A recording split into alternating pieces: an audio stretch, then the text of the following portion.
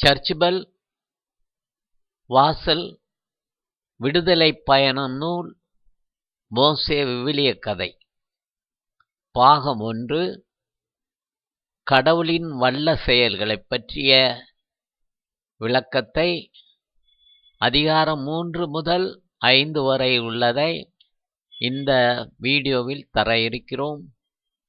நீங்கள் அனைவரும் இதனை நன்றாக வாசித்து கொண்டீர்களானால் நிச்சயம் பலன் அடைவீர்கள்.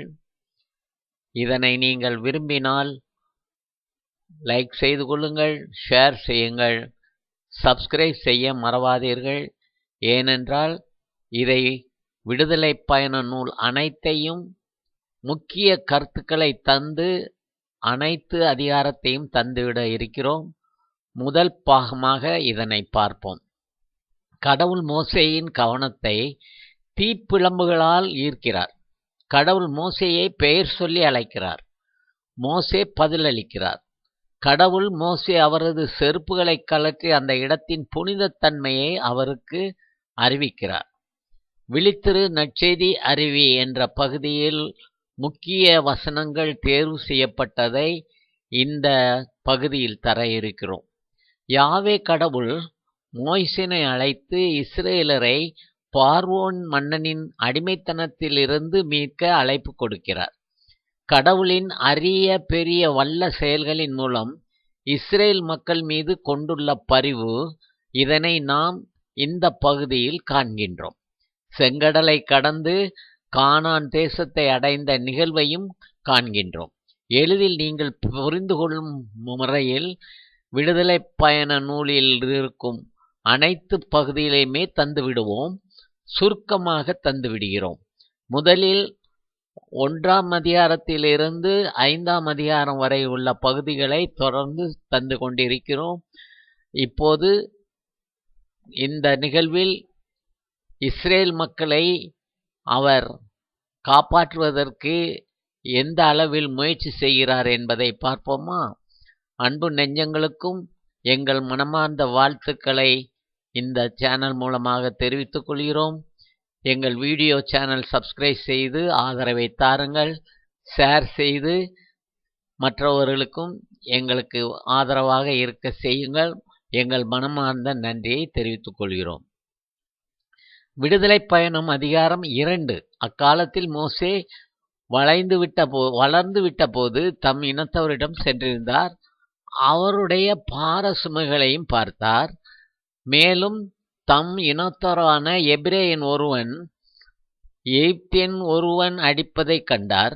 சுற்றுமுற்றும் பார்த்து யாரும் இல்லை எனக் கண்டு அந்த எகிப்தியனை அடித்து கொன்று மணலுக்குள் புதைத்து விட்டார். மன்னனும் இறந்து விட்டான். இஸ்ரேல் மக்களோ அடிமைத்தனத்தால் அழுது புலம்பிக் கொண்டே இருந்தார்கள். அடிமைத்தனத்தால் ஏற்பட்ட அவர்களது முறையீடு கடவுளை நோக்கி எழுப்பினது. அப்போது ஆண்டவரின் தூதர் ஒரு முட்புதரின் நடுவே தீப்பிழம்பில் அவருக்கு தோன்றினார். அவர் பார்த்தபோது முட்புதர் நெருப்பால் எரிந்து கொண்டிருந்தது. ஆனால் முற்றும் தீர்ந்து போகவில்லை. ஏன் முட்புதர் தீர்ந்து போகவில்லை? இந்த மாபெரும் காட்சியை பார்ப்பதற்காக நான் அப்பக்கம் செல்வேன் என்று மோசே கூறிக்கொண்டார். அவ்வாறு பார்ப்பதற்காக அவர் அணுகி வருவதை ஆண்டவர் கண்டார். மோசே மோசே என்று சொல்லி கடவுள் முட்புதர் நடுவில் இருந்து அவரை அழைக்க, அவர் இதோ நான் என்றார். அவர் இங்கே அணுகி வராதே, உன் பாதங்களில் உள்ள மிதியடிகளை அகற்றிவிடு, ஏனெனில் நீ நின்று கொண்டிருக்கிற இடம் புனித நிலம் என்றார். அதிகாரம் 3 7வது வசனம். அப்போது ஆண்டவர் கூறியது, எகிப்தில் என் மக்கள் படும் துன்பத்தை என் கண்களால் கண்டேன். அடிமை வேலை வாங்கும் அதிகாரிகளை முன்னிட்டு அவர்கள் எழுப்பும் குரலையும் கேட்டேன். ஆம், அவர்களின் துயரங்களை நான் அறிவேன். அப்போது ஆண்டவர் கூறியது, எகிப்தில் மக்கள் படும் துன்பத்தை நான் கண்களால் கண்டேன். அடிமை வேலை வாங்கும் அதிகாரிகளை முன்னிட்டு அவர்கள் எழுப்பும் குரலையும் கேட்டேன். ஆம், அவர்களது துன்பங்களை நான் அறிவேன் என்று சொன்னார். மோசே கடவுளிடம் பார்வோனிடம் செல்வதற்கும் இஸ்ரேல் மக்களை எகிப்திலிருந்து அழைத்து போவதற்கும் நான் யார் என்றார். அப்போது கடவுள், நான் உன்னோடு இருப்பேன், மேலும் இம்மக்களை எகிப்திலிருந்து அழைத்து செல்லும்போது நீங்கள் இம்மலையில் கடவுளை வழிபடுவீர்கள், நானே உன்னை அனுப்பினேன் என்பதற்கு அடையாளம் இதுவே என்றார். மேலும் கடவுள் மோசேயை நோக்கி, நானே இருக்கின்றவராக இருக்கின்றேன் என்றார். மேலும் அவர், நீ இஸ்ரேல் மக்களிடம் இருக்கின்றவர் நானே என்பவர் என்னிடம் உங்களை அனுப்பினார் என்று சொல் என்றார். அதிகாரம் 4. ஆண்டவர் அவரை நோக்கி, உன் கையில் இருப்பது என்ன என்று கேட்டார். ஒரு கோல் என்றார்.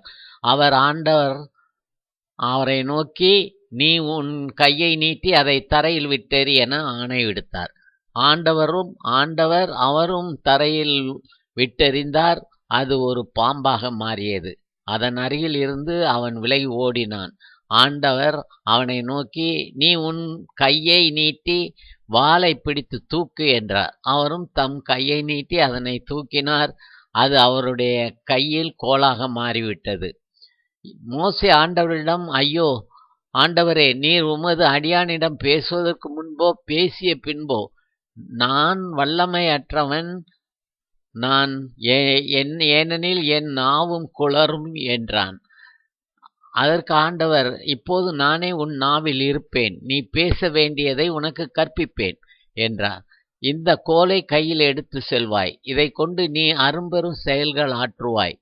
தம்மை அனுப்பிய போது ஆண்டவர் கூறிய எல்லா வார்த்தைகளையும் பற்றியும் ஒப்படைத்த எல்லா செயல்களைப் பற்றியும் மோசே ஆரோனுக்கு அறிவுறுத்தினார். ஆண்டவர் இஸ்ரேல் மக்களை சந்தித்து விட்டார் என்றும் அவர்களது துயரத்தை கண்ணோக்கி விட்டார் என்றும் மக்கள் கேள்விப்பட்ட போது அவர்கள் ஆண்டவரை குப்புற விழுந்து தொழுதனர். மீண்டும் ஆண்டவர் மோசேயையும் ஆரோனையும் பார்வோனிடம் வந்து அவர்களை நோக்கி, பாலை நிலத்தில் எனக்கு ஒரு விழா எடுக்குமாறு என் மக்களை போகவிடு என இஸ்ரேல் கடவுள் ஆண்டவர் உரைத்துள்ளார் என்று அறிவித்தனர். அந்த ஆண்டவர் அவரது பேச்சை கேட்டு, இஸ்ரேல் மக்களை நான் ஏன் அனுப்ப வேண்டும்? அந்த ஆண்டவரை நான் அறியேன், இஸ்ரேலரை நான் போகவும் விடமாட்டேன் என்றான்.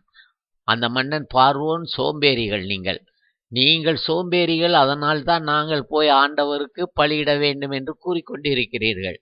எனவே இப்போது வேலைக்கு செல்லுங்கள், வைக்கோல் உங்களுக்கு இனி தரப்பட மாட்டாது. எனினும் வழக்கமான எண்ணிக்கையின்படி செங்கோல் அறுத்து கொடுக்க வேண்டும் என்று கூறினான்.